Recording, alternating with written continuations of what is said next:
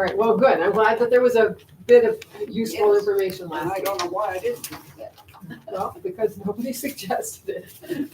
Okay, Lois Peterson, and I'm just looking for inspiration. okay, Frank Pratt, and I enjoy reading and writing and playing with words, and I had a little bit of inspiration this last week and thinking about doing a series of short stories called Gym Tales about years of spending time in the gym with kids and communities. okay. I'm gonna come back to Lois in just a second, but DL, tell us who you are and a little bit of what you're here for. I'm DL. I came to improve my writing craft. And what are you already writing? What haven't I written? I write primarily fantasy.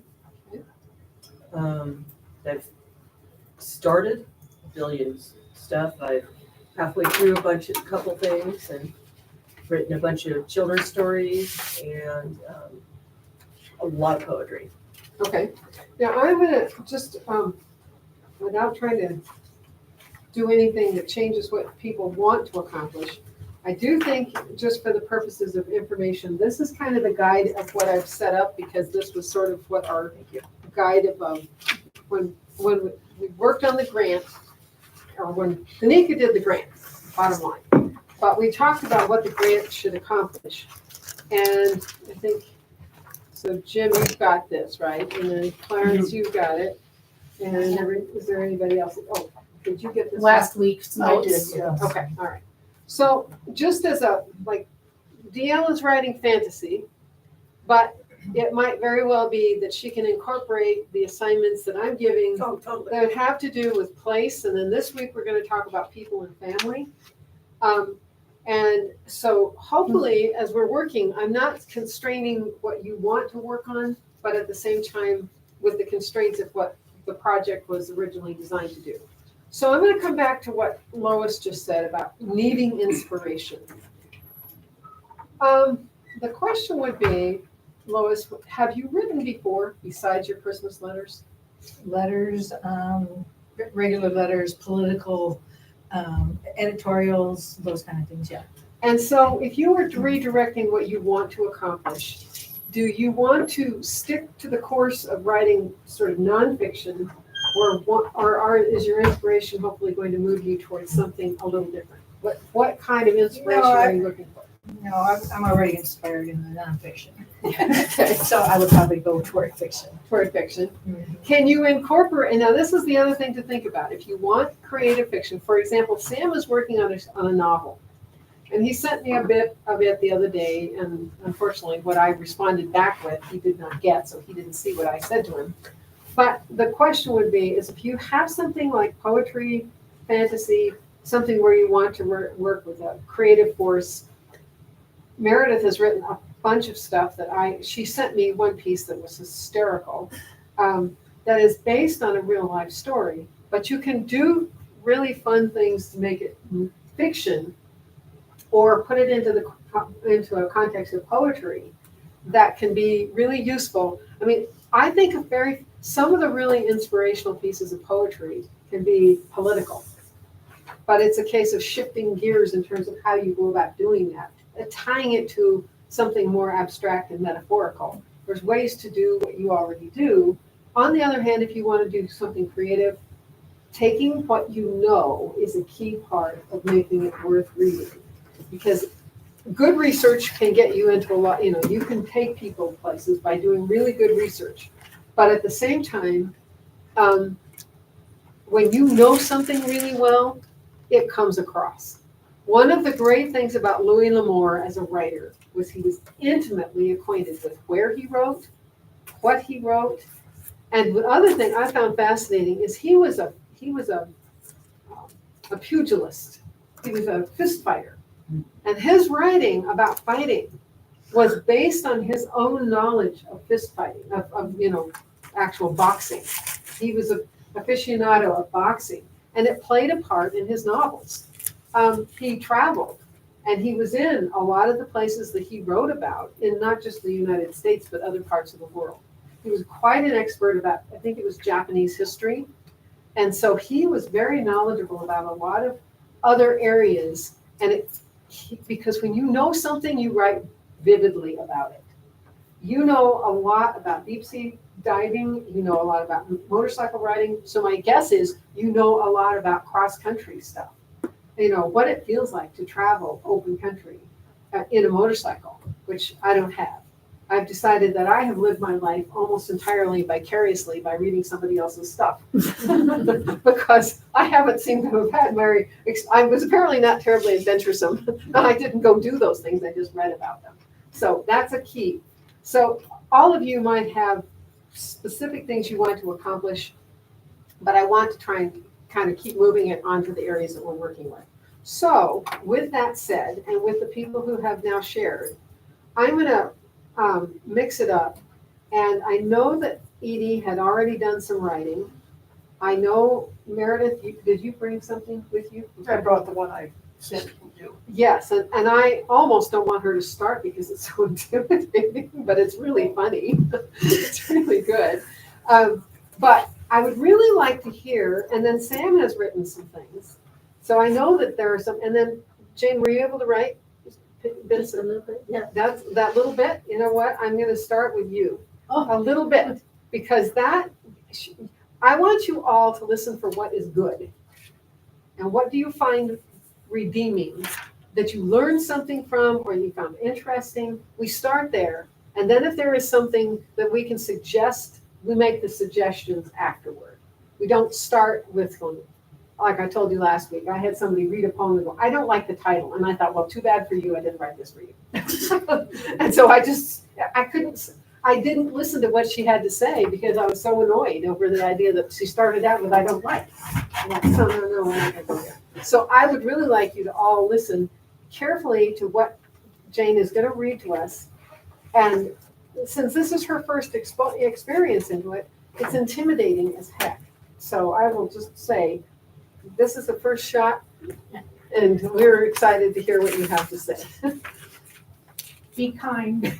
We are going to be kind. This is my first attempt at writing anything. Okay.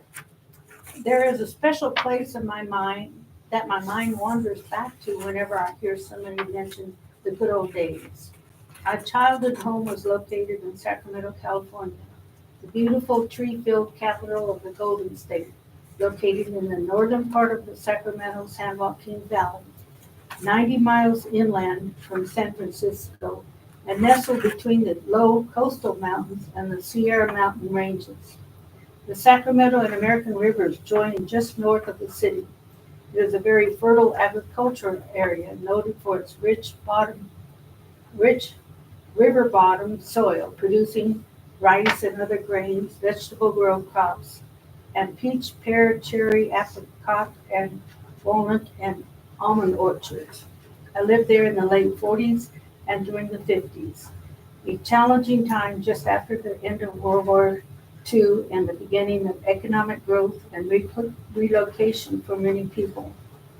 My folks were among the many trying to find a home place and a good job to support their large family. Fortunately, my father did locate a place that was just being developed in the southern area of Sacramento County. The rancher had recently sold his large pasture land to a developer for housing lots. The lot chosen by my parents was in the middle of a huge pasture. No utilities, no roads were available at this time, and it was just a vast, undeveloped area that lay in the direct path of the landing strip of the Sacramento County Airport.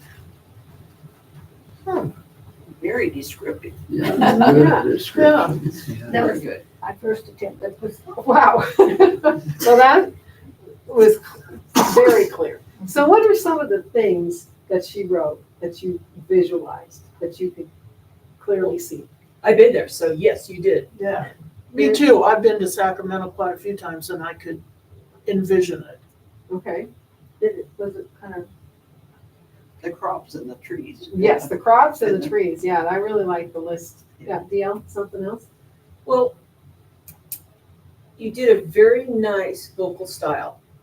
You brought us in with the way and the cadence of your writing is very important. And you made it simple yet alluring at the same time.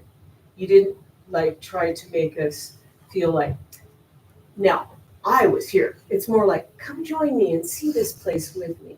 So you gave us a real comfortable place to join you and be able to hear exactly what you had to say.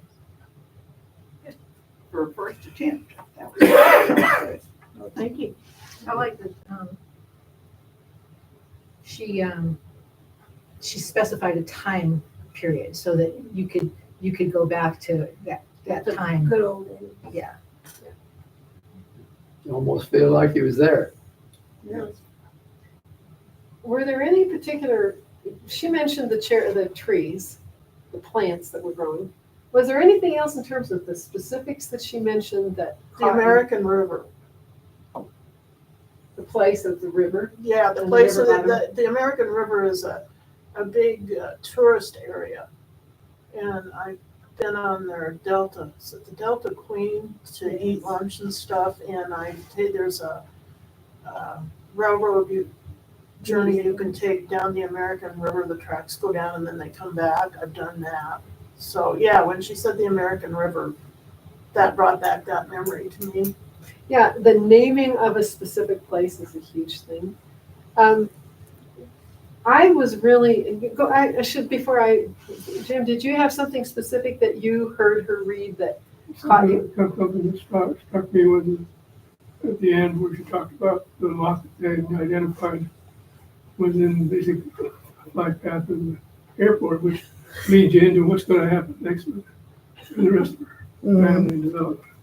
Yeah, I mean, Foreshadowing. that idea of it being in a pathway, I mean, Mhm. that is actually kind of a symbol, really. I was gonna go on about when we moved there, that those planes coming over were so low and so close, and how all of us children kind of run from it, hide, that sort of stuff. Haven't got the Well, and you're right, I mean, that image gives you the next step of what else is gonna follow, so that's, anything else? I have to admit, one of the very first things that she started describing to me was the sense of where it is at the very beginning, and that idea of the mountains and where you are nestled in this space. I like the movement into that place. Gail kind of addressed that a bit, but the idea that you gave us a sense of where it is in conjunction to the overall land terrain, the terrain. kind of Yes. placed you back there Yeah. in time what it was like then. It's not that way now, but And it really, to me, that captured that sense of, and then, of course, you had mentioned it before, but I really like the idea of being in the middle of a pasture. That is an image that, if that's what they were doing. Now, was the pasture a cattle pasture? Yes. It was a cattle range, okay. Yes. I had that was my interpretation, but, I didn't put that on there, but yes, it was. right, so, well, nicely done. So is this something that, if you set this aside, and we went in, because the next assignment will be a little different, but is this something you can come back to and add to it? I was thinking that when I read your Okay, paper there, that, once I get us settled, then I tell you who yes, we Okay. are. I mean, I was thinking of locating all of us and what that was like, and then telling who our family. okay. So it is kind of a good setup for the next assignment. Okay, good. All right, so Dave, did you write anything? And I'm gonna kind of have to keep us on a time limit, so everybody that's brought something. So I'm gonna kind of watch for about, it's about 27 after 20, let's go to 2:30. So if it's longer than that, then, do you need somebody to help you with that, or to read it, or? I ended up with 11 pages. Yeah, and that's what I So I thought, is, misunderstood. so I'm I not, yeah, we'll keep it Went to, into great detail about our neighborhood and, Okay. and the house. Okay, and- Now, and I'm always gonna interrupt people to say, I don't want you to tell me about it. I want you to tell me by reading it. So Okay. instead of giving me a lot of background about what you did, this time I just want you to read what you have. And then we get to talk about what we heard. So I'm gonna kind of time you. So if you read and then I have to say stop, that's where we're gonna stop, okay? Make sure everybody has enough opportunity to participate. So.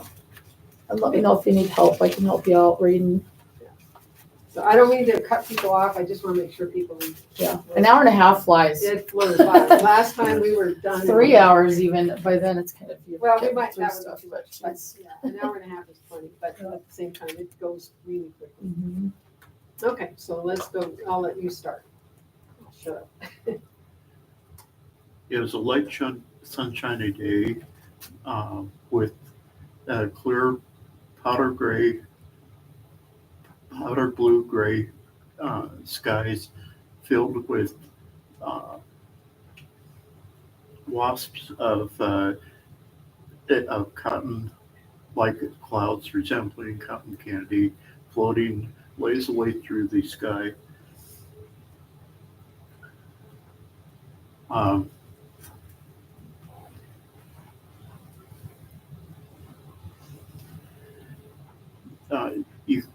You could smell the a whiff of a combination of the lilac scent and mixed with the scent of spent diesel and gasoline exhaust off of the nearby highway. Our neighborhood was an area of a very poor part of a very elite upscale sophisticated bustling city.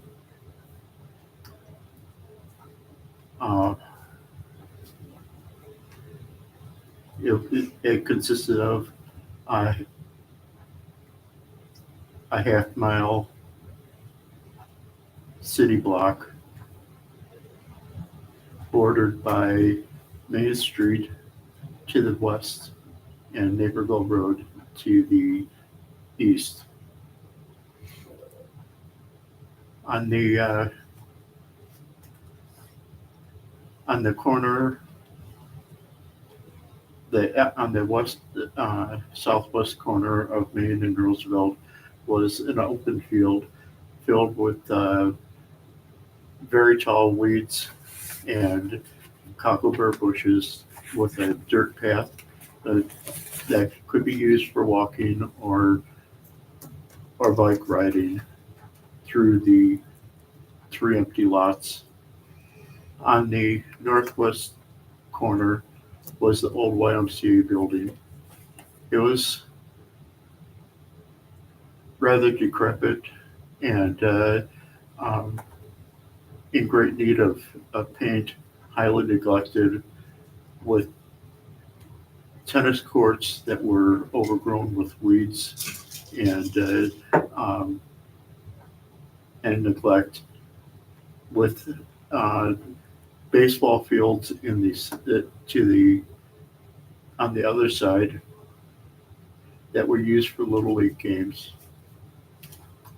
Across Main Street on the northeast corner was a massive high school housing over 13,000 students. It was an old brick stone building built over a century ago, just kind of pivoting on the top of the hillside as you go down the road. Roosevelt Road we refer to it as Roosevelt Road. Other people refer to it as I-90 or the Eisenhower Expressway. It was an 8-lane road with very, very busy traffic. On the Naperville Road side to the high school consisted of the entire block bordering on the east to it by Naperville Road. Across the street on the north side of Roosevelt Road and Naperville Road was the old Warren Wheaton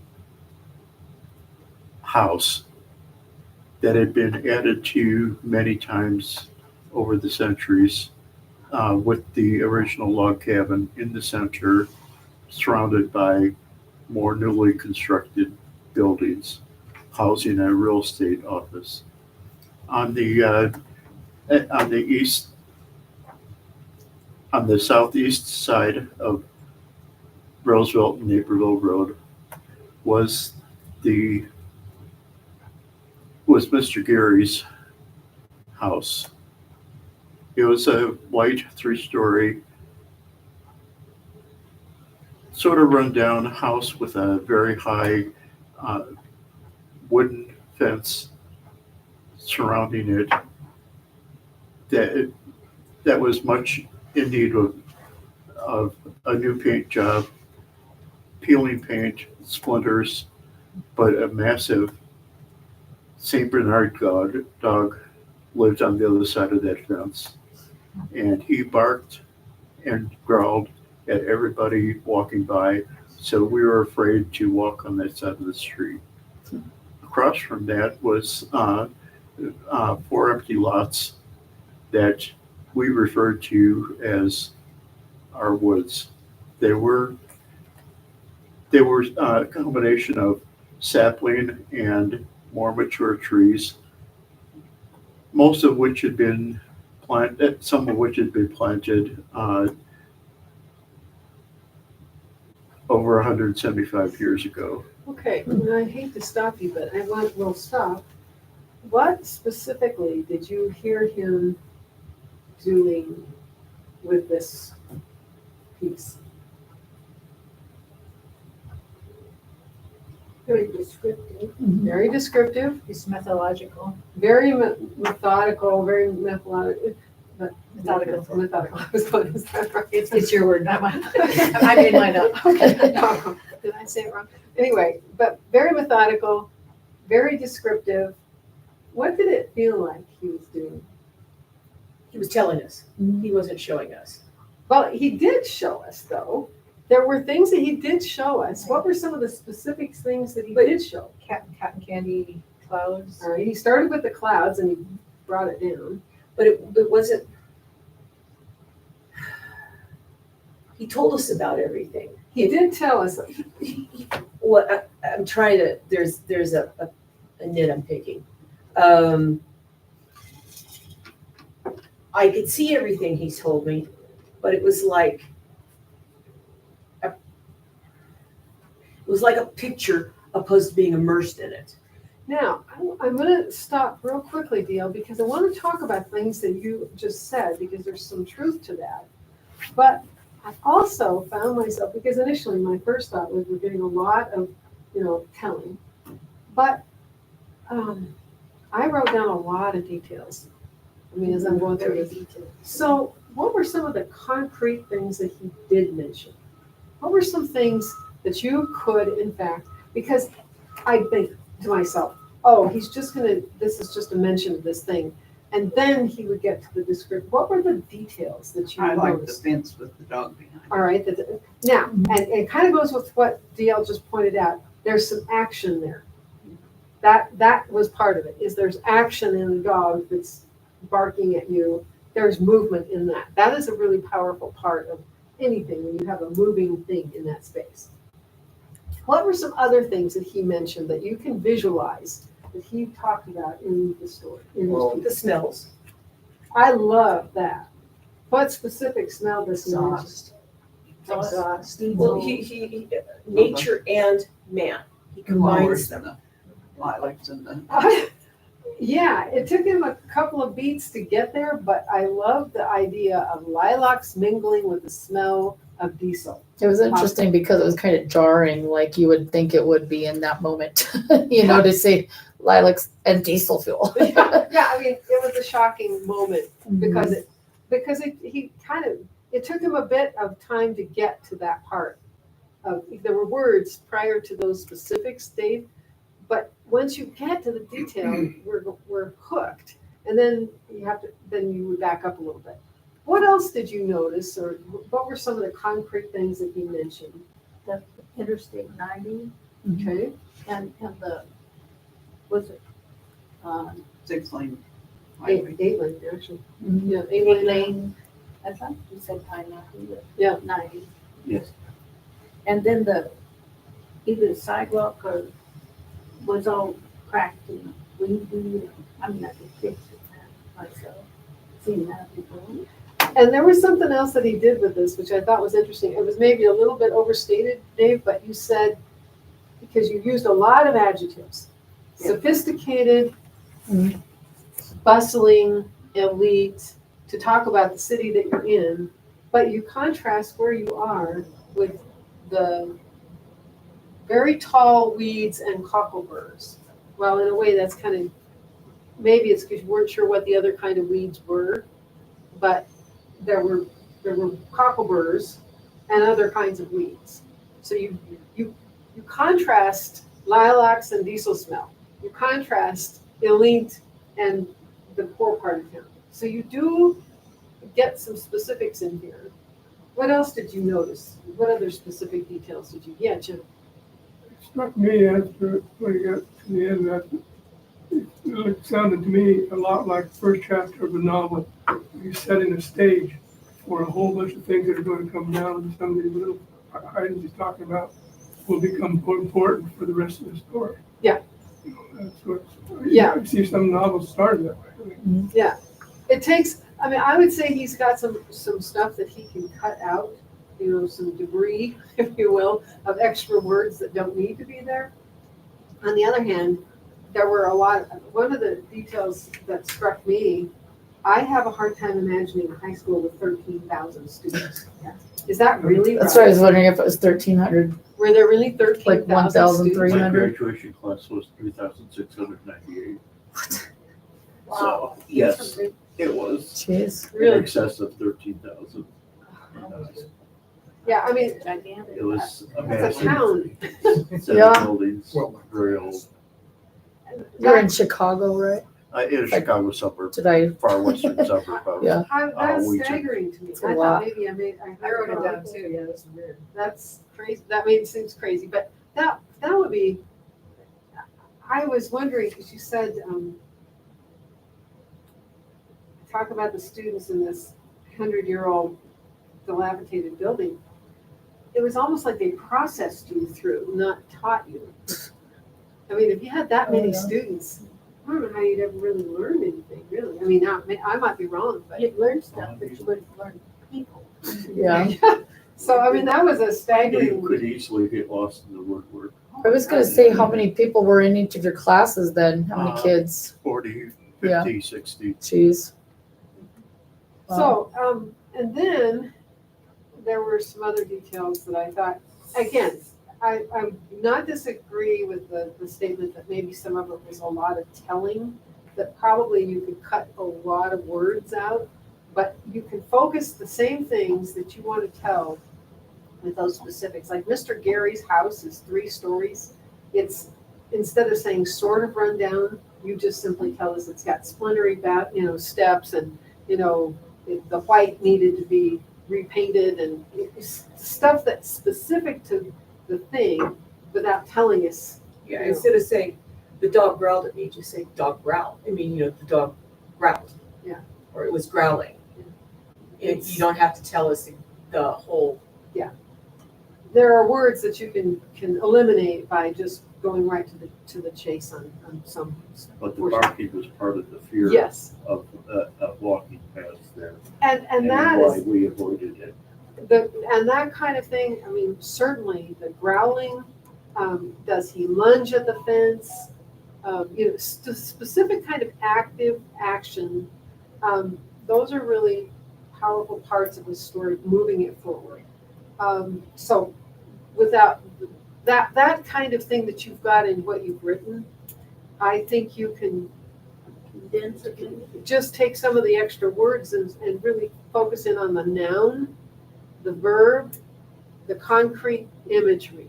Those are the things you can retain with what you've written and really make it a tighter writing. That would be really helpful. And you do, I have this image, like I had was going to give you a map or a design to work from. It was squared out. And I said, start with the small square, then work to the bigger one. And that's kind of what he did. I drew that. Yeah, you did. I could. I was gonna ask, I was wanting to see a map in there and see all these houses Yeah, I and mean, what was on you what start with the corner. square, Yeah. and then it says exterior or interior, write down the objects, not people, because we'll be dealing with that. So that was part of the assignment. Recalling that space. I literally could see you doing that once, but you started in the air and then moved us down. I would have just started with us on the ground because unless there's something reasonable to think about all those clouds in the air being part of this story, you can add that later. But yeah, I mean, you created a map with what you wrote. So kudos to you with following that part of the instructions. So The observation of the air and smells was part of showing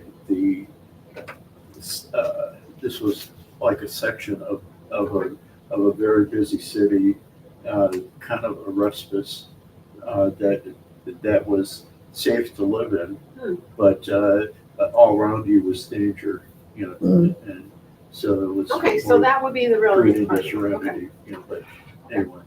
Okay, so you've got details there that I would say are relevant, and then there is extra wording that probably could be eliminated. So we're gonna move, since Jim and Clarence were not here last time, I'm gonna move to you, Edie.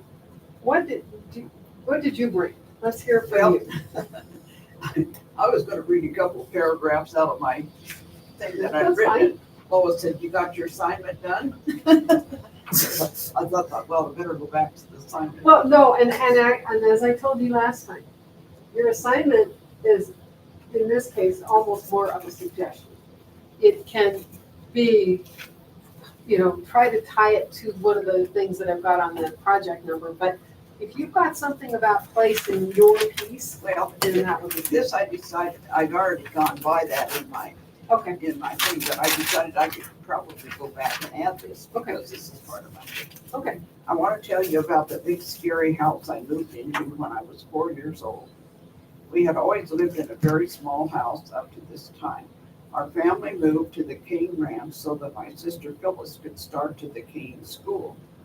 I don't remember the address, but it was on Wolf Creek Road between Sheridan and Dayton, Wyoming. The house had a big kitchen, a huge dining room with a long table that my mother served all of the hired men that worked at the big ranch that my dad worked for. The house had a dance hall off of the dining room with the coolest sliding doors I had ever seen. The rest of the house seemed to be all long, scary hallways and a stairway up to big bedrooms. The whole house seemed dark to me as there was no electricity, which we weren't used to anyway. I always had bad dreams in that big scary bedroom. I had the same dream over and over. My sister and her friend and I would go into this abandoned chicken house, and those two would leave me and walk me in. In the corner was a big hole that a huge serpent would come out of. Of course, I would wake up screaming my head off, and the night was not over. Another scary thing about that house was the outhouse was down the path through a wooded area. If you had to go after it was dark, it was dreadful. Needless to say, this was not a happy time in my childhood, but you can see that I was a complete chicken. I don't know, 4 years old in a dark place is, yeah. So thoughts about what you just heard her read. What were some specific things that you heard her say that you want to comment on? Well, because I think she was scared of the house because it was so dark and big. Oh, yeah. Yeah. Well, everything was little spooky too. Yeah, Although the dance hall sounded like fun with the doors that moved and, you had some space, but Yeah, yeah.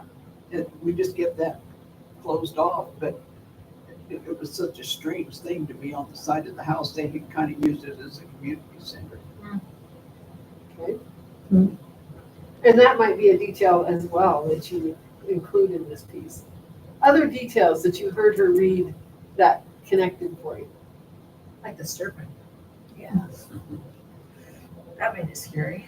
It was scary. Being abandoned in a chicken house. That also. Being locked in at like, Oh, yeah. Yeah, it makes me wonder if the dream is based on stuff that really happened. Yeah. Did you really get locked into the chicken coop Well, when you were, by your sister? A part of it is I had always just had my sister. We always had lived in an isolated area. And then when we moved there, my sister had this other girl to play with, and I was nothing, Oh. And of course, I was the third one trying to include Oh, yeah. myself, and they were, and they did things like that to me, Andre, We used to climb up on top of the chicken house, and then they would open the gate that we climbed up on and leave me up there. Of course, I'd bawl. Mhm. How far were you from your house from the chicken coop? Oh, not very far. So your mom could hear you? I don't Or remember. the, Usually they would figure they better get me down or they'd be in trouble. is this an area that you're familiar with, Jim? Does Wolf Creek does it touch, or you, Clarence, do you? Could you bring it up? Yeah, it does. I'm gonna need to ask her exactly where this was, because my grandfather and grandmother worked on the wolf. Not the wolf. It was near Eaton Stew Ranch. Yeah, this place is just going up Soldier Creek just before you get to the Dayton Road.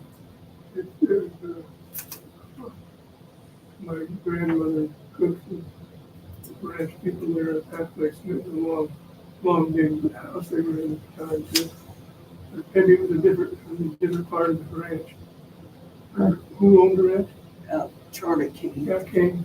I can say they worked for Kane back during the war mostly. Huh. Yeah. Well, and we'd we'd moved from there before. And I thought of that when you bring that up. I don't know how you thought I might know that, but I had familiarity with that. Well, I think the thing is, if you lived in an area any length of time, place is really small. You might live 200 miles apart, but the fact is, when you work in the agricultural world, there's a lot of overlap. Mhm. So when you said you had grown up around here and in Sheridan, that would put you in that area where Wolf Creek is. So My family had a lot of time at Kane Place, probably must have been after he was there. Yeah. So I can relate to the place.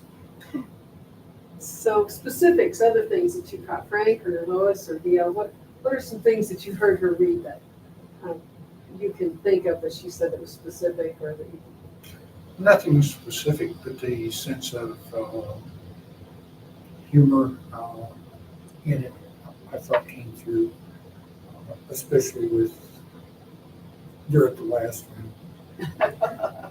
She declared herself a chicken. So,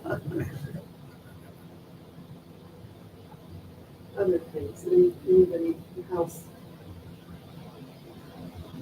I think your nightmares at 4 were pretty typical because both of my boys were scared of one specific thing when they were 3 and 4 and would have nightmares about it. So I think that's a common childhood thing at that age. I think you finally realize that bad things can happen to people. Yeah. It was reoccurring. Yeah. But it seems like but it's a reasonable fear with the snake in the chicken coop, just the Right, yeah. predator and so yeah, that's interesting. Because it was probably something even just that you would have overheard the adults talking about. And Yeah. then you're afraid of snakes in the chicken coop, when you say huge and you say big, Demonstrate. Well, I'm and you curious think as about to that what you as mean a by that. kid, you know, everything is huge too. And yeah, I mean, it practically triples in size Yeah. when you are imagining the space. Yeah. But I would wonder, and this is where I would say, and it kind of goes along with what Neil said a while ago about Dave, those kind of words leave us wondering, what did you see as a child? Is there a way that you can give us a sense of perspective or some kind of orientation as to what you, as a child, envisioned? Like, how many doors were off that hallway going down?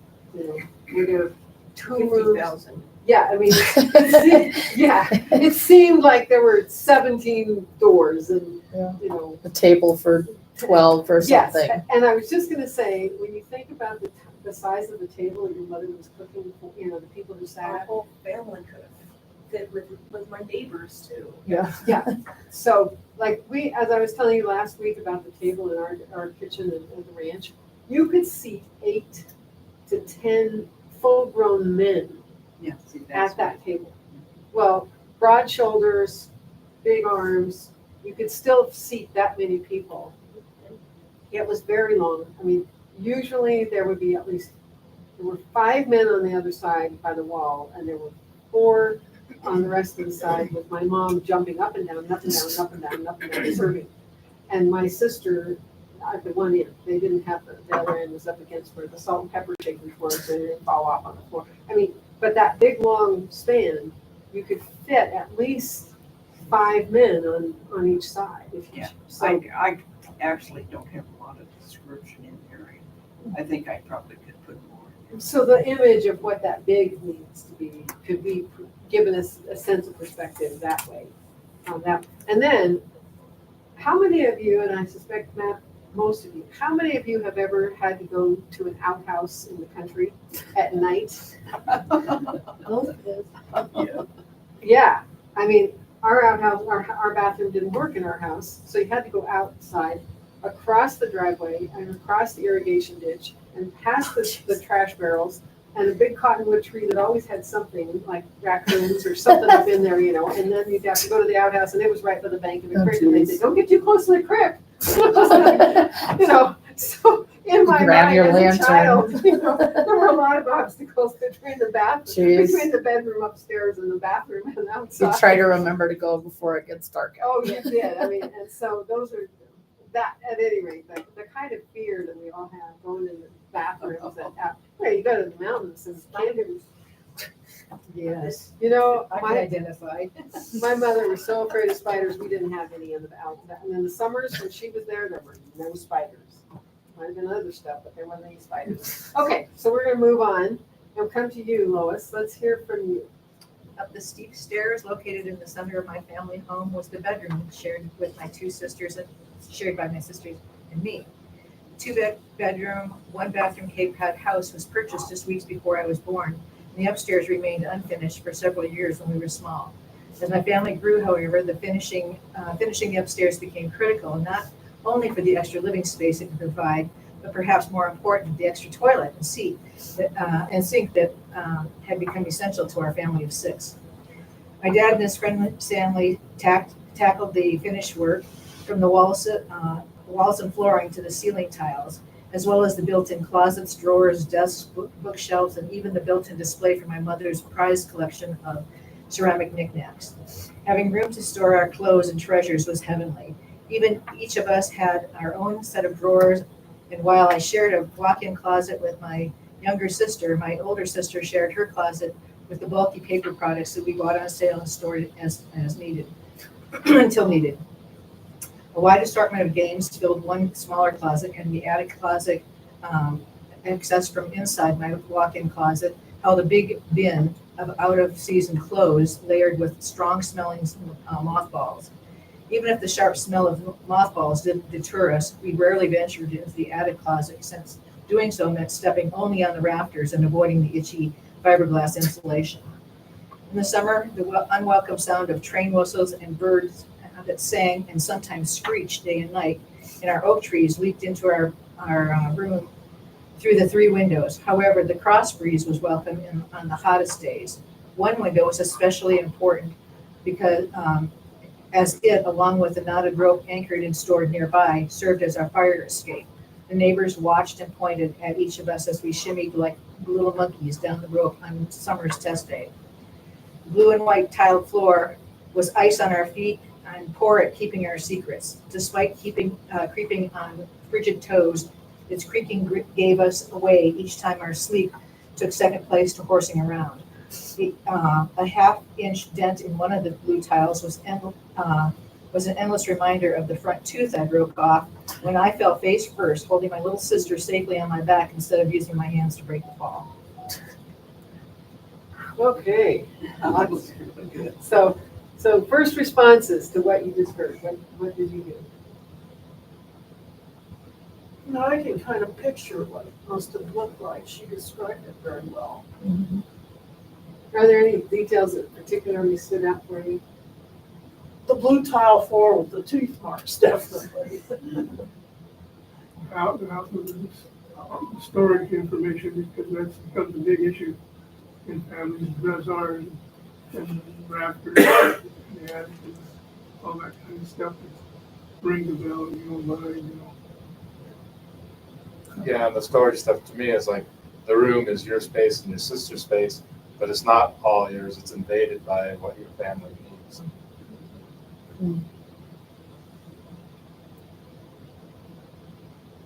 I particularly like the reference to those rafters for the insulation. Yeah. If you've ever lived in a house that had just that, the peak on it, the main corridor was the room, but all the storage was all on the sides, and you didn't want to go in there in the dark. You could end up on the ground floor quickly through that insulation. So yeah, that was really a good, and I'd forgotten about it. I mean, as you said that, I immediately remembered the cupboards in our house and stepping down it, have to be careful. So that was cool.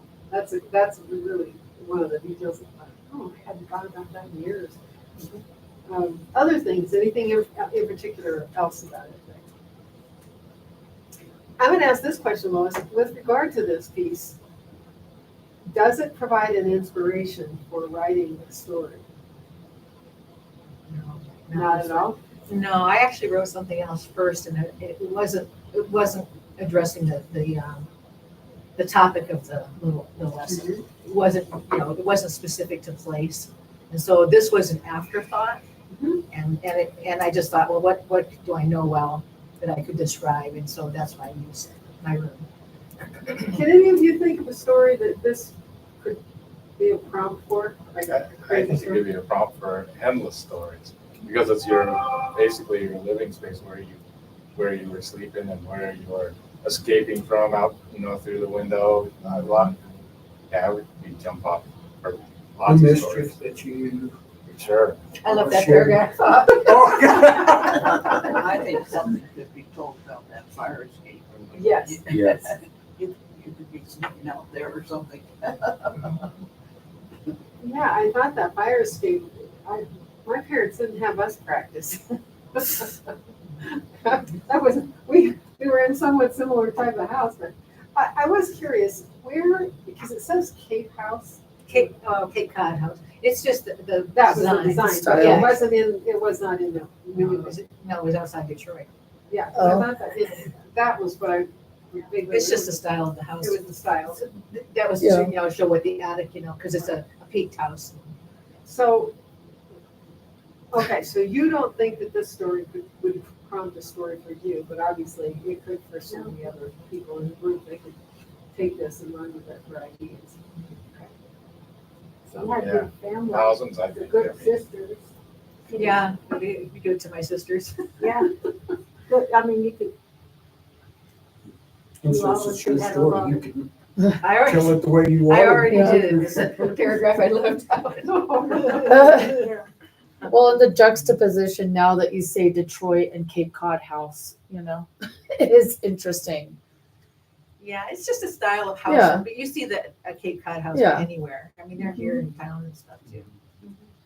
Well, there were a lot of details in this. So go on with stories about your sisters and your experiences. With regard to your sisters and with you, I mean, obviously it isn't about place, but with regard to the space and your sisters and you, were you oldest, youngest, middle? Middle. So I was the third of four. So, Okay. but I had 3 sisters. So in that space, was there hierarchy of space? I mean, you mentioned that you and your one sister shared it. some, and then your other sister shared the her space with toiletry items and household products. Was she the oldest or the youngest? She was the oldest. Yeah. And she was the one that left her clothes everywhere.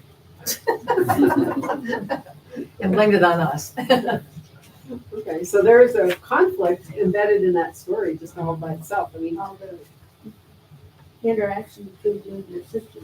yeah. And your brother, where did he live? He had the room downstairs with my parents were downstairs and he had the room down there. So it was a case of, did he still get into trouble? Or did he have as much to mess around with as you guys did? He had his trouble different ways. Didn't have anything to do with his His room, space. though, yeah. Okay, all right. Well, I thought there were, as she said, the blue tiles, that was really visual, the broken tooth, that was visual. To me, the rafters were really, and then the other one she mentioned was the sound. Did you pick up on the sound? Yes. Creeping around and. Yeah, my You shouldn't floor. be doing. Or the window. Right, the noises that invaded the room, Yeah. invaded the space. And if you live in the city, you're gonna have different sounds entirely than if you live out in the country or where there's no railroads. So that makes a big difference too. So, okay, so Frank, what did you come up with?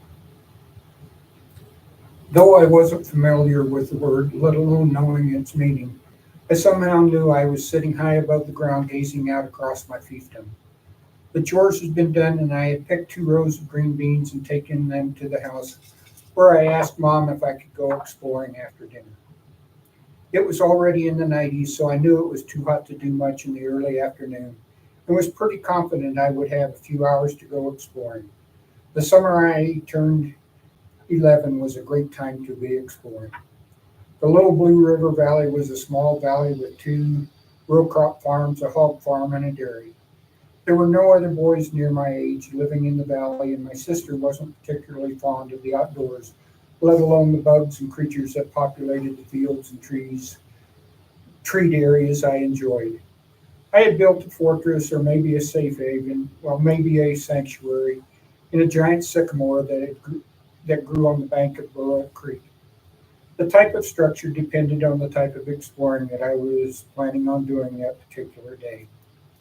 Today I was sitting on the edge of the plywood platform, my bare feet dangling over the edge, trying to decide if I would go up on the ridge overlooking the Little Blue River or just stay in the shade and get lost in Edgar Rice Burroughs' Tarzan and the Ant-Man.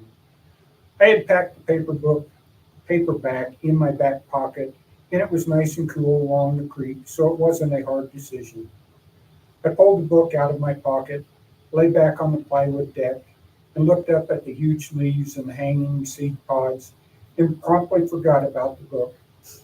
The green canopy surely wasn't like any that Tarzan had traveled through in the wilds of Africa. There were grapevines in the neighboring hackberry tree, but they were wound so tightly around the branches there was no way to swing on them.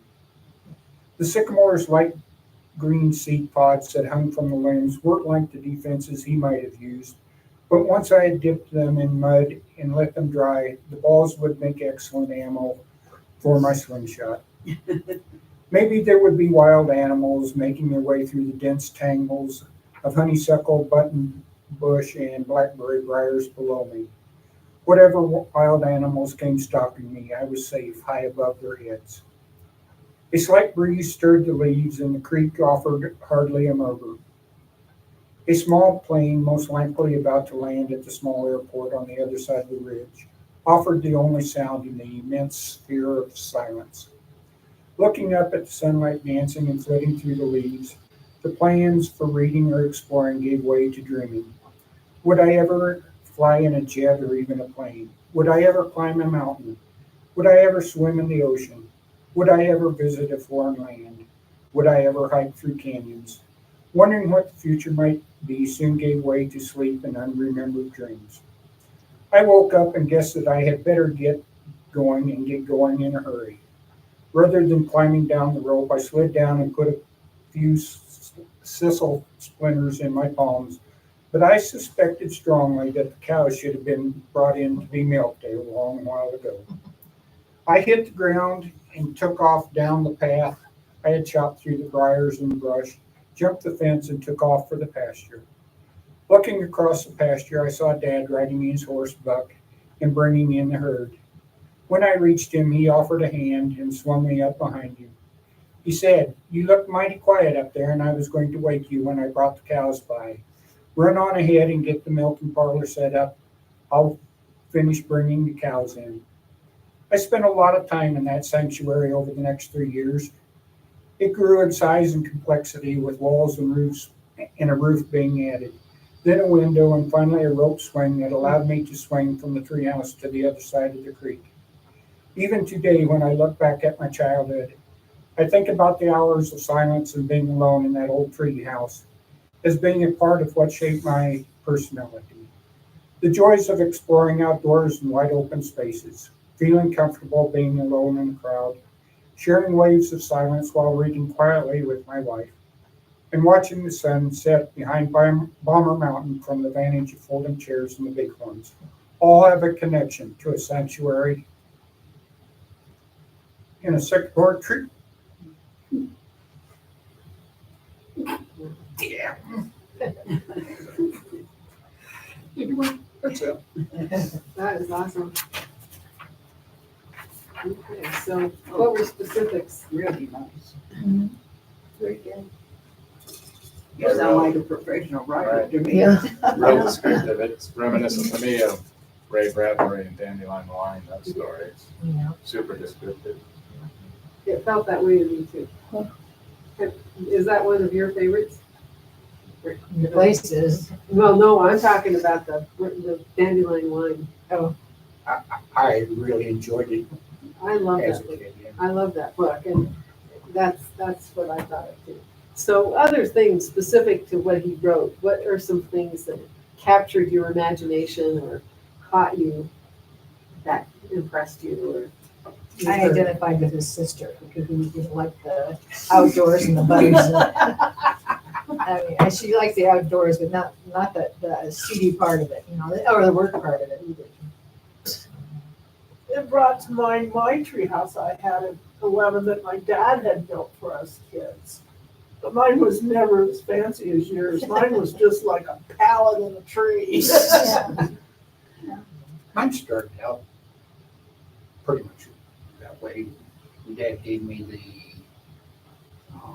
block and tackle when I was, that summer I started when I was 10. I took some planks back there that I'd gotten from the dump, and I was too small to get them up there. And he suggested that I take a block and tackle and see what I could do. Oh, cool. He did a lot, but it was all verbal. Uh-huh. So it was pretty much, So you literally built it yourself. yeah, over time. Yeah. Cool. A lot of imagination. You develop imagination when you're out there. Knowledge. Yeah. Am I ever gonna do this or that? I like the idea of putting the mud on the things that they gave us in the shop. And that really worked. I carry them in my pockets, and if the cows started on its own path, sometimes that ball helped remind them where they were supposed to be going. Typical boy stuff. It felt very, very kind of Huck Fitty, kind of that Americana young man kind of thing. Yeah. So, Clarence and Jim, when you guys grew up being out in the country, what are some things in his story that you could connect with? And then I'm not trying to be rude, but Can you guys hear? Are you, okay, I'm not trying to impose any kind of judgment, but sometimes we get in a long room. This is way better than the other room. Yeah, last week was Last tough. week it's hard to hear anything, but I just want to make sure that if we're reading that you're hearing. Was there anything in particular that you heard him read that really struck you? I could really relate to it because at that age, that's where I was too. Even the milking the cows, getting the cows and down the creek, those kind of things are very typical at that age. You're just really into the outdoors. I was.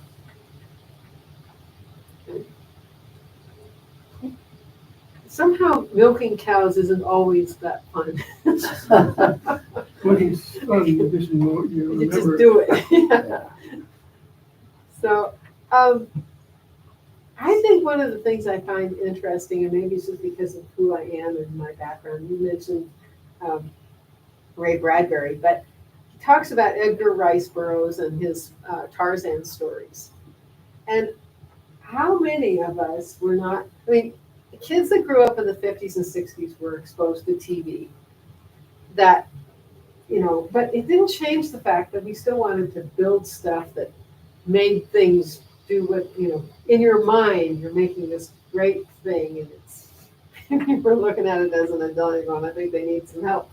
But to me, the idea that Tarzan as a story inspired something in this whole, the sanctuary, the imagination of creating even the idea of that rope that you could swing across the creek and it becomes its own sort of a vine. You know, it's the Tarzan swinging out of, you know, whatever. The adventure and the beauty that Frank created as he's lying back and looking into the canopy of trees. It's just really, I don't know that kids enjoy that now because they don't know to. They don't have the imagination because it's given to them instead of created in their own head. And they don't really have any place that, you know, I can't tell you how many parents I've heard say, oh, don't lay down there, you're gonna get dirty.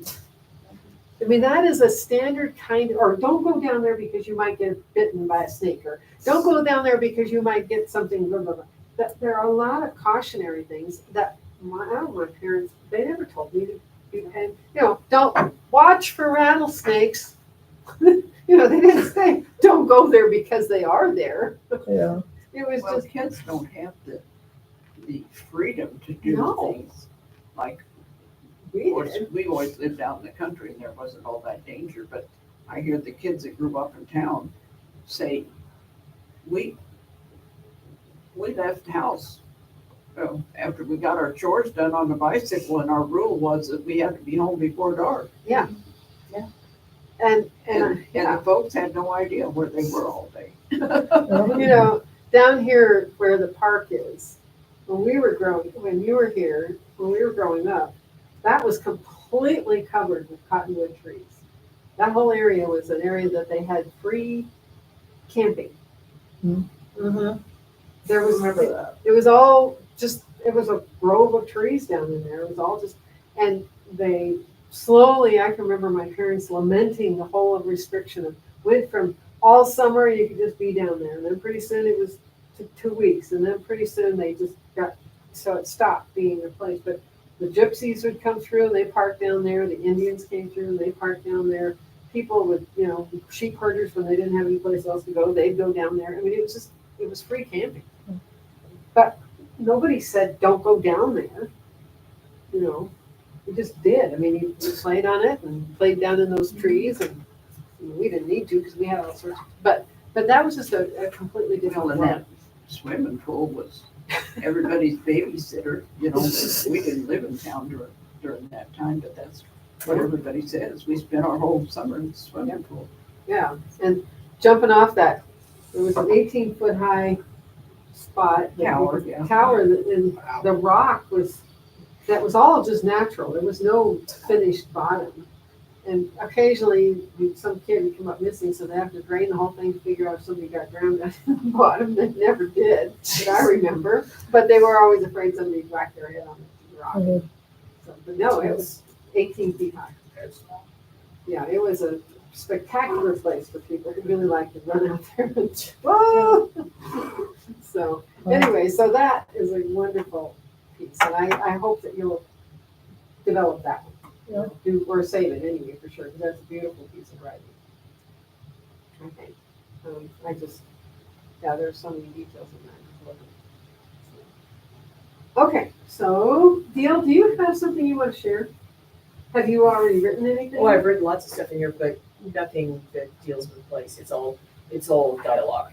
Okay, well, and that's gonna be right up your alley then this, for the next one, so, okay, so we'll come to you, Sam. Okay. This one I titled, it's gonna be a chapter in one of my books, not my fiction book, actually. Oh, okay. This is a dirt diving book, but anyway. So the title is The Absinthe Bar. We were walking down a cobbled street somewhere off the beaten path in Strasbourg, France. It's late. We'd been drinking at a bar not far from our hotel when we decided to find an absinthe bar. Why? Because my writing partners asked me what I like to do when I was in France, and I jokingly replied in a boisterous voice, when I'm in France, I like to go to the local absinthe bar, of course. Of course, I'd never been in a real absinthe bar in France before, but I was always game for an adventure. We had asked our barmaid if she knew of any absinthe bars nearby, and she didn't, but thought the bartender might. We asked him, and he told us he did, but thought it wouldn't be our kind of place and thought it would be better if we didn't go there. Reluctantly, he gave us vague directions. We walked outside and tried to make sense of what he had told us. A group of college kids overheard us talking about absinthe in the bar and followed us out to the street. They explained to us that the bartender had given us questionable directions. They told us how to get to the absinthe bar and gave us a map drawn on a paper napkin. We thanked them and headed down the street. We turned off the main street following the map onto a side street, dark from the absence of any street lamps. The cobbled way was lit by the moonlight filtered through sparse clouds and the occasional light shining through upper-level apartment windows. We walked on. According to the map, we should be coming up to a fun park, and the absinthe bar would be on a side street just a couple blocks after that. We couldn't really see the fog. We couldn't really see for the fog in the air, but we felt it on the hairs on the back of our necks bristled. To our right was a fenced-in area full of old carnival rides. The scant light didn't penetrate too deeply into the park, and we half expected killer clowns to jump out and come at us. If not clowns, maybe mimes with big knives and false smiles would appear from the depths of the skeletal remains of the dilapidated rides. A cool breeze brought creaks and groans of the old joints to our ears. We quickened our pace to distance ourselves from our perceived threats, stumbling slightly on the uneven road surface. Our senses were on high alert as we continued on our way. I looked down an alleyway with an arched entrance by chance, seeing a red and blue squiggled neon light about 50 feet down the way. The light matched a symbol the college kids had written on the napkin. "This must be it," I announced. I turned into the alley and my two partners reluctantly followed me. It was the entrance to a courtyard, not an alleyway. The muted light escaping curtained windows and the purplish blue and red glow from the neon squiggle, the only illumination in the whole courtyard. I led my troop to the heavy burnt wood door below the neon. No doorknob, no hinges were visible on the aged wood. A small wrought iron grid about 8 inches square at eye level to an average Frenchman was the only visible adornment on the door. "I don't think we should go in," my smaller companion stated. "I think we should at least knock on the door and see what's what," my other companion replied. I looked at them both, smiled, and knocked on the door. The wood was so heavy it just absorbed my knock. I decided to knock a little harder to make sure I was heard, but just before my knuckles struck the barrier, a panel behind the grating slid open and 2 beady eyes peered out. I looked at the eyes and they looked at me. Nothing was said and the eyes didn't ask anything either. I looked at my friends, then back to the eyes behind the grate. "Absinthe?" I questioned. The heavy door silently swung inward to open. A yellow glow dimly illuminated a staircase going down. There were no other doors, passageways, or windows visible, and nothing obvious admitting the yellowish light. The owner of the eyes behind the grate was nowhere to be seen. "You don't think we should go in, do you?" questioned my smaller friend. I shrugged. "Why not? Do you want to live forever?" I smiled. Only a green velvet curtain at the bottom left of the stairs broke up the dingy yellow of the walls. I could hear the fear and apprehension in their breathing as my friends followed me down the stairs. A large green room was exposed as I pulled the curtain aside. I stepped into the room. To my right was a black bar, behind which were glass shelves in front of a mirror glowing green, with green and black bottles evenly spaced on the shelves. There were at least 50 different bottles. Centered behind the bar was a dark-haired, physically fit man, not quite 6 feet tall. He looked at us as we entered, but didn't say anything. To my left were 7 empty tables evenly spaced on a white floor, reflecting the green light emanating from behind the bar. The walls of the room must have been white, but they appeared green from the reflected light, just like the floor. Paintings, obviously done by a variety of artists, adorned the walls, each with a little price tag at the bottom corner of the frame. The pieces were of varying sizes and didn't appear to be hung on the walls in any sort of order. The far side of the bar was carpeted with something dark. It looked black in the green light. Round coffee tables encircled by plush love seats and overstuffed chairs furnished that part of the room.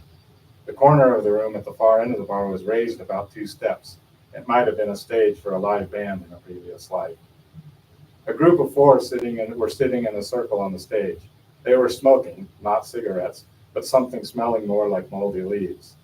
The group was laughing until we walked in, at which point they stopped and stared at us. A group of 5 at another coffee table had lines of white powder laid out on the glass top. 2 of them were snorting the powder up their noses. That group didn't notice us enter the bar. A third group of 4 had an absinthe fountain resting in the middle of their coffee table. Each of them was holding a strange cocktail glass partially filled with a cloudy liquid. They were smiling and nodding as one of them was talking softly. I returned my attention to the bar and headed straight for the bartender. He watched me approach him, my 2 comrades close behind. The bar was made of dark, smoky glass. There were no taps to be seen. I looked at the bottles on the shelves behind the bartender, and all I saw were labels with absinthe spelled several different ways. Many had illustrations of fairies on them. The liquid in some of the bottles glowed radioactive under the green light emanating from the atmosphere of the bar. No light bulbs visible. Wow, that was really descriptive.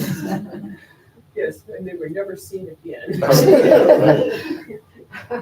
I actually read this. He sent it to me the other night, and I sent him back a response, but it didn't go through. And I hope he'll see the comments that I made with regard to that. But what's your first? I mean, what were some of the things that you came away with in this piece? I like the going by the Erie Yeah. theme park and then coming to a door that had the unknown behind it yet. It almost set up the idea of this is going to be different. Yeah. There's a spookiness about it. Yeah, I was kind of after that a little bit. Came to mind to me was that you're telling something that happened. It's not, you're not making this up at all, are you? No, it really happened, yeah. You can't describe it that well unless you have been there, right? Yeah. Are there any particular things that he described specifically that stand out for you? Yes. You mentioned go ahead. The clown. Yes. I can see the thickness of that door in my mind's eye when the knock is absorbed by it. It wasn't just a Door. picayunish door that kept the wind out. It was meant to keep people out that weren't supposed to be there. Yeah. So the alcohol was spooky, even with radioactive glows. Yeah. It's kind of a dark night with the Yeah. moonlight that picture that. Kind of a darkness about it. I liked the part where he was walking by the old carnival grounds and thought like a meme crowd was thinking about. That was great. I like that. I like his comic relief friends that are, we're gonna die, we're gonna die. What are you doing to us? You gotta have those friends. They make it all fun. You made it back. Oh, yeah. What happened to that Well, dog? that's like the first half of the story, sort of. But we're doing description, that's why I stopped there. It's like, I don't need to go on from here, where. In a weird way, what Sam has done, and I'll be coming back a little bit, the next assignment that you've got is dealing with people in an anecdote, and which he's basically already created. And one of the things that I will talk about has to do, and this is why DL's already had on the game on this to some degree, is the use of dialogue to carry a lot of the story without having to tell you anything in narrative.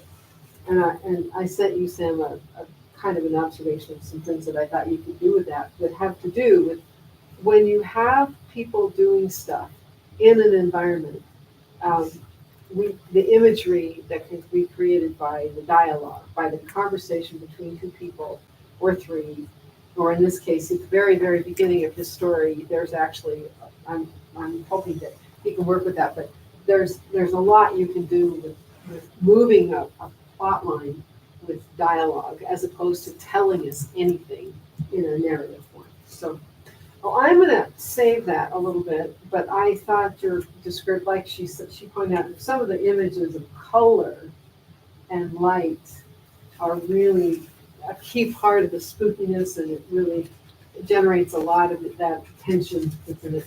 Yours did too, with that spooky, the chicken house and that kind of stuff. There's something about the darkness in a place where you're unfamiliar that you feel it. Yeah, it adds to your sense of apprehension. And I mean, Dave's story, the piece that he's got, there's apprehension built into it by virtue of just the I don't know, it's not just the man with the 3-story house, it's this entire environment that just feels kind of oppressive. So the rundownness of it, but just the volume of everything around it, the YMCA and the school and the interstate, and there was just a lot of sort of feeling very much you're in a crowded, pressed down place. Well, Meredith, I want to make sure we heard from you because this is really Okay, she said it was kind of intimidating, and I don't mean to intimidate everybody, but I've written a lot, and I've written for a number of magazines. And I did that for about 12 years, just as a hobby. So this is called No Problem. It's all true, and it happened at the Washakie County Fairgrounds in 1986. During my 17-year career as a 4-H mom, I've been peed on, bitten, kicked, spat at, and pooped on by about every type of 4-H animal imaginable. But I have never been able to top the year hubby was chased by a steer. Our oldest son, who was 10 years old, had a market lamb project. One of his best friends, Mikey, had a black market steer. We had not been at the fairgrounds long when Mikey approached hubby as they were pinning up all the lambs. "Would you help me get my steer to the wash rack? He's pretty snuffy. I've been having problems with him all year," Mikey said. "No problem," hubby boasted. Leaving all the sheep kids to their own resources, he set off to the cattle area, which was at the end of the long sheep barn. Mikey reached over and jerked the rope loose from the ring which held his steer. The steer willed towards him and snorted. "See," Mikey said. "Aw, heck, Mikey, he's just bluffing. Here, I'll show you," hubby said. He reached over and slapped the steer across the nose with his ball cap. The steer bellered and threw cow spittle for 10 feet, giving Mikey and hubby a good shower. He then launched himself for hubby's breadbasket like a Minuteman missile. Hubby wasted no time, spun on his heels, and began picking him up and putting him down. He was headed for the wash racks right through the sheep barn. Mikey, for his part, was hanging valiantly onto the 15-foot lead rope. He was desperately trying to stop that steer. No small feat when you're only hitting the ground about every third lick or so and weigh slightly more than a wet dish rag. "Get out of the way! Get out of the way!" hubby screamed as he approached the aisle through the sheep pen. Every kid in there immediately leapt over the jugs into a pen, It looked like one of those perverse waves so popular at the ball stadiums. These were all country kids and knew not to take the time to see what was coming. All that is, except one city kid. He turned around and in that annoying habit most kids have asked, "What?" Freight train right there and then. First, hubby ran over him, then the steer, followed by Mikey, who had given up his hold on the rope when they hit the aisle. I rushed over to see what was left of this kid. Fortunately, not much more than his feelings were hurt. I knew it would be a long time before he said, "What?" again. Sometimes it is necessary to leap before you look. Meanwhile, all the other kids had bailed back out of the safety zone in their jugs and were now hot on the trail of hubby, the steer, and Mikey. They were not going to miss the end of this. It was the most excitement they'd witnessed at County Fair since the local rodeo queen had split her pants in the arena during the pig wrestling contest. I took the shortcut through the arena and from a distance could see hubby was still in the lead and approaching the wash rack area. He was followed by the steer, who was followed by Mikey, and who was followed by about 30 kids. There was a pig kid about to leave the other side of the wash rack. Both areas were totally enclosed by a pipe fence, one for pigs, the other for sheep and cattle. Hubby started to bellow at him, "Open the gate! Open the gate! Open the gate!" Hubby made a dash through the open gate, did a quick lap around the wash rack, and started to scream, "Close the gate! Close the gate! Close the gate!" Mikey arrived just in the nick of time, slammed the gate shut after hubby, and slammed the gate shut right after hubby dashed through it.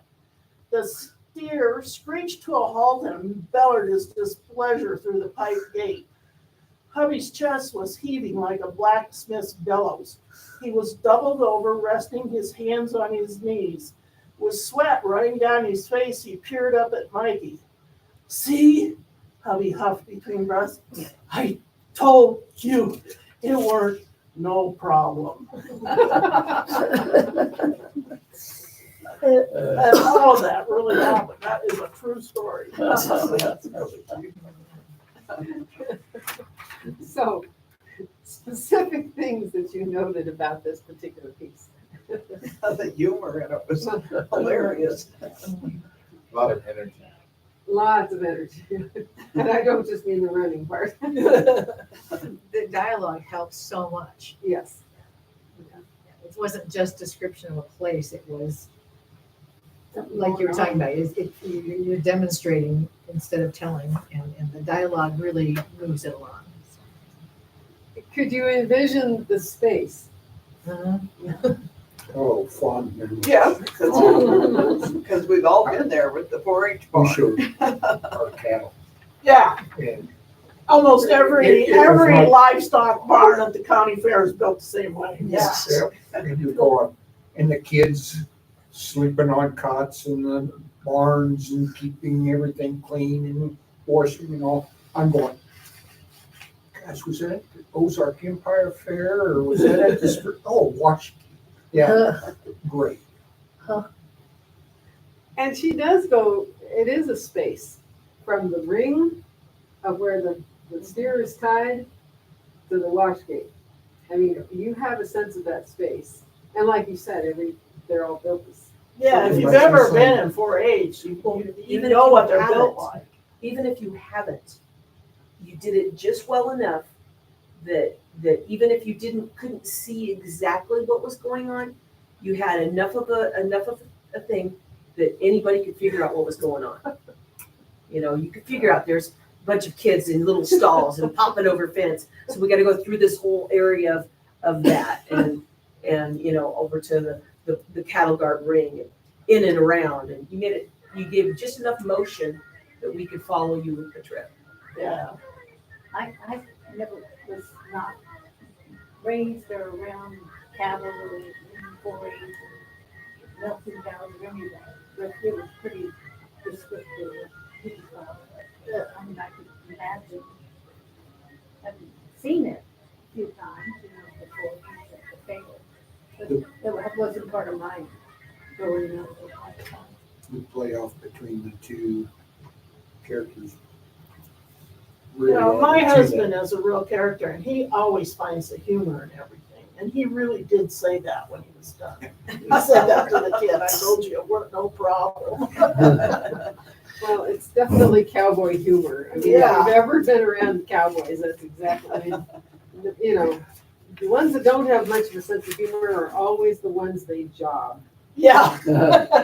If you don't have a good sense of humor, they will figure out a way to just torment you. They'll teach. They will, and you know, you either better laugh or you're gonna be having a fist fight in the middle of the ring, you know, because that's just the way they do it. If you don't have a sense of humor, don't marry a cowboy. That is absolutely right. What you gonna do with one? I don't know. That's an absolutely true song. So that piece is really reflective of the ability to use dialogue to incorporate a situation and to have a strong sense of place. So, you know, it's a good way to end this because we'll kind of be moving towards some of that in the next assignment. And I went home and I told Danica I revised the assignment, if you will, largely because as I was listening to the things you guys wanted to do, and I think of that stack of those. Place. This is one of the challenges of too many of the same colored pieces of paper. Okay, here we go. All right, so this one is we're going to be working with people, namely family, and we're going to do what we call I would assume most of you know what an anecdote is, but it's an instance, a situation that involves multiple people usually, but it's her piece was basically an anecdote. It has a beginning, a middle, and an end. There's going to be some kind of minor tension within it, and in almost every situation, an anecdote has kind of, if not a formal punchline like a joke, it at least has something that kind of encapsulates it. It brings us to an end. And so this next piece that you're doing, and if you were gone last week, it may very well be that you can do what you've heard people read and incorporate this into your story. But I'll hand this back in this direction. But how many did you make? Did you say you made 12? Those should actually be under everybody already. They were already. I don't know, Dave might I not did. have one, but I Everybody think has everybody one. else should have one that was Oh, under yeah, those we did. sheets. Okay, all right. Yeah, I know. I was a little more organized. It would have been under the lined paper that I left out. When you Okay. sat down here with her paper. Yeah, and I'm not There sure. was nothing. I don't think Dave got one. I think that's where Danica was sitting. Yeah, So- because I moved, so. Okay, so as you look through this, I'll just give before you take off. And in a way, Lois kind of provided herself an opportunity to do something about this if she chooses to. And maybe she already has and she just didn't share it. In a way, Edie has kind of done that with regard to the story of being in the chicken coop situation. But what I kind of want you to do is to elaborate on it into a slightly more involved story. I'll give this as an oral example. When we were younger, my mom and dad moved us around from one ranch house to another, depending on the summer when they needed the use of the house. And one summer we ended up at this place that we bought, and my dad moved us in there, and it was notorious for having snakes. It was out there. Do you remember Syl DeWine? Oh, yeah, I've been there. Okay, well, anyway, it's Syl DeWine's place, and it had a shuffleboard court, and he put in a lot of work, and there were 3 little bunkhouses, and but my mom used the conventional washing machine, and then there was a air dry, clothesline. It was one of the kind that circled. Well, my sister and I had this area in the back where there was a bunkhouse, so the space matters, okay?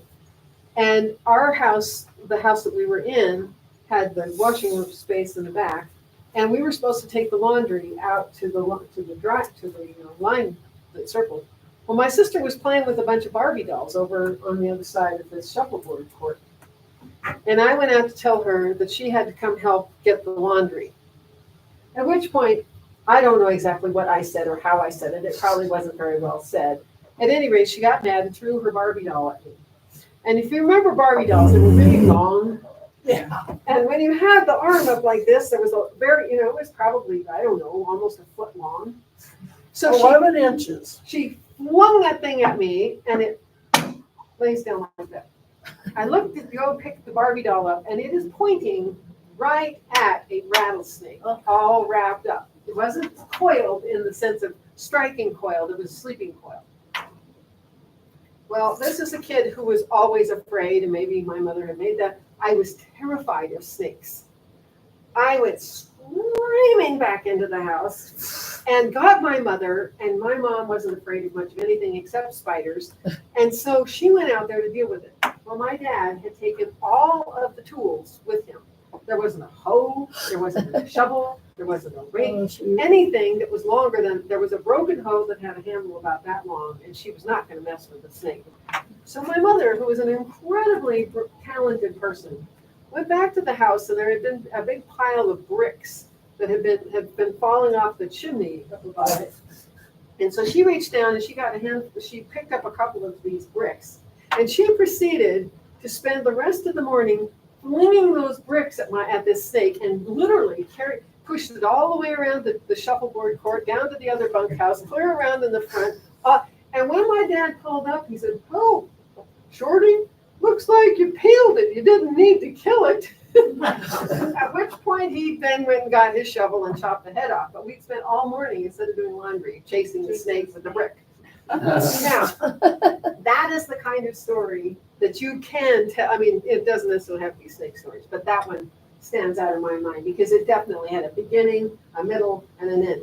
And there are some specifics to that place that matter. So anyway, you can do your stories based on either the piece that you already started, or if you want to start over and do something different, it's up to you. But anyway, that's going to be your next project. And given the number of people who have here to share, we'll really have to keep it tight because we're already over. I want to make sure we really get, everybody as much. If you have not shared and you come next week, then I'll want you to start and then we'll go from there. Okay? So if you want to send me something and you use email, I will try to send my responses back. If you do not do email and you only want to handwrite it, fine.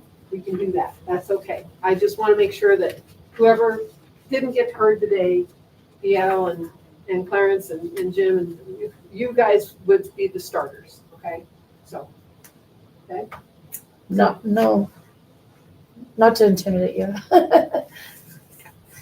No, I mean, just like she got stuck starting. Yeah. I've never done this before, but she did a great job. Yeah. So it's like, there's not really a bad story in the bunch, really. I mean, everybody had something that was really interesting and much more to work with. Some of us are way more professional than others, I'll have to say that. Yeah, that's okay. Professional might be just, I would call it experience. The more you've written, the better you get.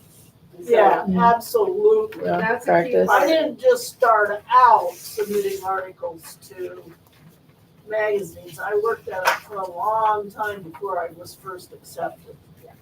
So keep in mind, experience, and the more you write, the better you get. But the bigger part to me is the stories that you have to tell about, like, for example, your homestead.